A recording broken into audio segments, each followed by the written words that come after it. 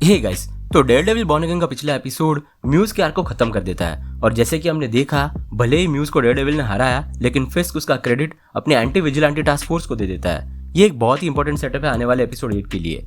फिस्क muse के जरिए विजिलेंटिस को एक लॉफुल लेकिन अपने तरीके से हैंडल करना चाहता है। फिस्क के एंटी विजिलेंटी टास्क फोर्स ने उसे ये ऑलरेडी बता दिया है कि म्यूज के साथ लड़ाई के वक्त डेयरडेविल भी वहां मौजूद था और उससे पहले डेयरडेविल और म्यूज की लड़ाई म्यूज के अंडरग्राउंड बेस पर हुई थी जब मैट एंजेला को बचाने गया था।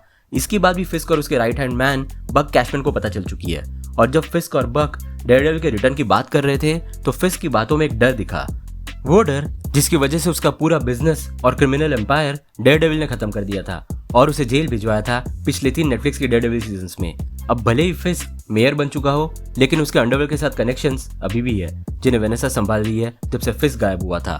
और अब जाहिर सी बात है कि अगर डेयरडेविल दोबारा लौटा है तो फिस्क जरूर सोचेगा कि उसकी सोशल इमेज जो उसने मेयर बनकर बनाई है उससे बहुत बड़ी थ्रेट है और वो हरगिज नहीं चाहेगा कि उसका अंडरग्राउंड नेटवर्क दोबारा उसके हाथ से चला जाए या फिर उसे दोबारा जेल जाना पड़े। और वो जरूर कोशिश करेगा मैट को किसी तरह अपने रास्ते से हटाने के लिए।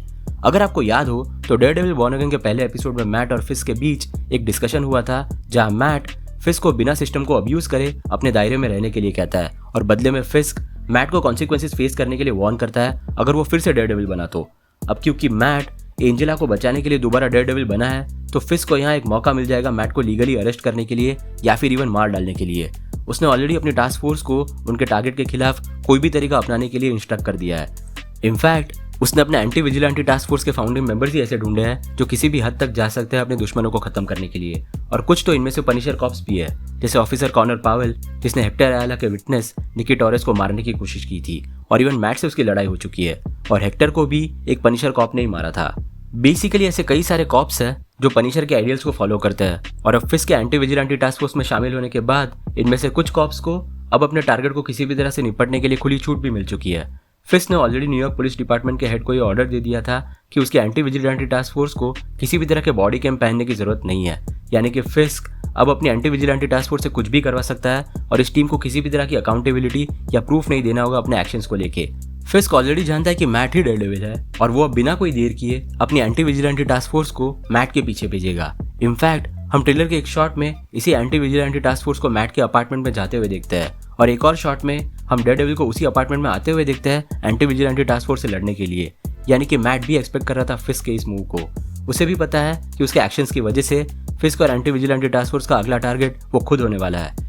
लेकिन एक सरप्राइजिंग चीज ये देखने मिलती है ट्रेलर के एक शॉट में कि वहां पर फ्रैंक कैसल एके पनिशर खुद भी आ पहुंचता है। ये तभी पॉसिबल हो सकता है अगर उसे ऑलरेडी पता हो कि मैट के घर पर एंटी विजिलेंटी टास्क फोर्स आ रही है, यानी कि फ्रैंक का किसी न किसी पनिशर कॉप से इंटरेक्शन हुआ होगा जो शायद इस एंटी विजिलेंटी टास्क फोर्स का हिस्सा भी होगा। ट्रेलर के एक शॉट में हम पनिशर को एक ग्रुप की तरफ जाते हुए देख सकते हैं जो मोस्ट प्रोबेबली पनिशर कॉप्स का ही ग्रुप लग रहा है। स्पेशली अगर हम एक कॉप के आर्मर को ध्यान से देखें तो जो आउट ऑफ फोकस होने की वजह से उतना क्लियरली नहीं दिख रहा, लेकिन उसके आर्मर पे एक सिंबल बना हुआ है जो काफी हद तक पनिशर के सिंबल जैसा दिख रहा है। कॉमिक्स में भी पनिशर को अचानक एक पनिशर कॉप्स का ग्रुप मिला था जो फ्रैंक और उसके तरीकों को आइडलाइज करता था। हालांकि फ्रैंक को ये बात जरा भी पसंद नहीं आई। वो उन कॉप्स को समझाता है कि उन्होंने सिटीजन्स को प्रोटेक्ट करने की और लॉ को अपहोल्ड करने की ओथ ली है, जबकि फ्रैंक ये सब बहुत ही पहले छोड़ चुका है उसके साथ जो हादसा हुआ उसकी वजह से। अगर उन कॉप्स को किसी को अपना रोल मॉडल बनाना है तो उन्हें कैप्टन अमेरिका को अपना रोल मॉडल बनाना चाहिए, ना कि फ्रैंक कैसल को। फ्रैंक कैसल और कैप्टन अमेरिका के कनेक्शन की बात मैंने डिटेल में एक वीडियो में की है, जिसे अगर आप चाहो तो आप यहाँ ऊपर राइट साइड में आई बटन पर क्लिक करके उस वीडियो को देख सकते हो। अब हो सकता है कि ऐसा सिमिलर कन्वर्सेशन हमें आने वाले एपिसोड 8 में भी देखने मिले और कॉमिक्स की तरह यहाँ भी कैप्टन अमेरिका को मेंशन किया जाए एक ईस्टर एग के रूप में, जो कि बहुत ही इंटरेस्टिंग होगा और ये सीन शायद पनिशर के एमसीयू के फ्यूचर को भी टीज कर सकता है। अब इसी कन्वर्सेशन के दौरान मोस्ट प्रोबेबली फिस्क के एंटी विजिलेंटी टास्क फोर्स और मैट के घर पर होने वाले हमले के बारे में उसे पता चलेगा। इवेंचुअली इस एपिसोड में डेयरडेविल और पनिशर को हम टीम अप होते हुए देखेंगे एंटी विजिलेंटी टास्क फोर्स के अगेंस्ट। हो सकता है कि पनिशर का आर्क शायद इसी एपिसोड में खत्म हो जाए क्योंकि अब सिर्फ डेयरडेविल बॉर्न अगेन के 2 ही एपिसोड्स रह गए और अगर ट्रेलर के कुछ शॉट्स को हम देखें तो डेक्स एके बुलजाई और फिस्क, वेनेसा और एडम का प्लॉट भी अभी तक रिजॉल्व नहीं हुआ है, जिसमें शायद मैट और हेदर भी इन्वॉल्व होंगे। हम ऑलरेडी जानते हैं कि फिस्क और वेनेसा कपल्स थेरेपी के लिए हेदर के पास जाते थे और ट्रेलर के एक शॉट में हम मैट और हेदर को किसी तरह की पार्टी में डांस करते हुए देखते हैं जो शायद वही पार्टी होगी जो फिस्क और वेनेसा ने रखी है और फिस्क और वेनेसा ने ही हेदर को इन्वाइट किया होगा इस पार्टी में। सबसे इंटरेस्टिंग बात यह है कि मैट को अभी भी नहीं पता कि हेदर के क्लाइंट्स फिस्क और वेनेसा है और जब मैट हेदर के साथ इस पार्टी में जाएगा तो फिस्क को भी पता चल जाएगा कि हेदर का पार्टनर कौन है। और फिस्क अब हेदर को मैट की वीकनेस की तरह देखेगा और मैट की ये वल्नरेबिलिटी को वो उसी के अगेंस्ट यूज करेगा, स्पेशली उस थ्रेट के बाद जो मैट ने फिस्क को दी थी वेनेसा को लेके डेयरडेविल सीजन 3 के एंड में। उस थ्रेट का रिवेंज फिस्क यहाँ पे लेगा, जिसका मतलब है कि शायद हेदर इस सीजन के एंड तक सर्वाइव नहीं करेगी। और डेयरडेविल बॉर्न अगेन जिस इंपॉर्टेंट और अनफॉर्चुनेट इवेंट के साथ शुरू हुई थी, जो कि फॉगी की डेथ थी, उसके भी रेवलेशंस मोस्टली एपिसोड 8 में ही हमें देखने मिलेंगे। हमें पता चलेगा कि आखिर डेक्स ने क्यों स्पेसिफिकली फॉगी को मारा था, कंसिडरिंग उसके एक्शंस की वजह से मैट ने डेयरडेविल बनना छोड़ दिया। हो सकता है कि फॉगी को मरवाने के पीछे और कोई नहीं बल्कि वेनेसा हो, क्योंकि फॉगी पर अटैक हुए 1 साल से ज्यादा हो चुका है और जिस वक्त फॉगी की डेथ हुई थी उस वक्त फिस्क न्यूयॉर्क में मौजूद नहीं था। उसके अंडरवर्ल्ड ऑपरेशंस उस वक्त वेनेसा संभाल रही थी और जाहिर सी बात है कि डेयरडेविल उसके ऑपरेशंस में रुकावट बन रहा होगा। और वेनेसा को भी पता है कि मैट ही डेयरडेविल है और उसे रोकने के लिए मैट की सबसे बड़ी वीकनेस जो कि उसके दोस्त है उन्हीं को वो टारगेट करेगी, जिससे मैट मेंटली टूट जाए। और शायद इसीलिए उसने डेक्स को हायर किया होगा फॉगी को मारने के लिए। जिस ट्रेलर के बचे हुए शॉट्स की बात की थी मैंने थोड़ी देर पहले, उनमें से एक डेक्स का भी शॉट था जिसमें उसने अपना ही टूटा हुआ दांत पकड़ कर रखा है।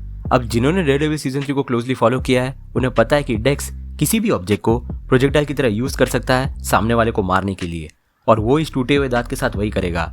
शायद ये टूटा हुआ दांत ही उसे जेल से भागने में मदद करेगा। लेकिन सवाल आता है कि आखिर उसकी ये हालत किसने की होगी। हो सकता है कि मैट खुद डेक्स से मिलने गया होगा और जब उसे फॉगी की डेथ के बारे में कुछ नई इन्फॉर्मेशन मिली होगी तब जाकर गुस्से में मैट ने ही डेक्स को मारा होगा, जिसकी वजह से डेक्स का एक दांत टूट गया होगा। होपफुली हमें ये सीन अगले ही एपिसोड में देखने मिले, क्योंकि डेक्स फर्स्ट एपिसोड के बाद दोबारा दिखा ही नहीं है अब तक। रिगार्डलेस, इतना तो श्योर है कि डेयरडेविल बॉर्न अगेन का सीजन 1 एक क्लिफ हैंगर पर खत्म होगा, क्योंकि सीजन 2 की शूटिंग ऑलरेडी शुरू हो चुकी है और इनिशियली ये सीरीज 18 एपिसोड्स की होने वाली थी, जिसे अब 2 9 एपिसोड्स के सीजन्स में डिवाइड कर दिया गया है, यानी कि एक ही स्टोरी का फ्लो कंटिन्यूअस होने वाला है दोनों सीजन्स के बीच। So let's see. तो आपके क्या थॉट्स है एपिसोड 8 की इस थियरी को लेके, और आपके हिसाब से फॉगी की डेथ के पीछे किसका हाथ था? नीचे कमेंट सेक्शन में जरूर बताना। अगर आपको वीडियो पसंद आया हो तो उसे लाइक जरूर कर देना, और अगर आप इस चैनल पर नए हो तो सब्सक्राइब करना मत भूलना। हम रेगुलरली ऐसे वीडियोस पब्लिश करते हैं। हमारे रीसेंट वीडियोस को देखने के लिए यहाँ पे क्लिक करें। Thank you so much for watching guys, stay safe.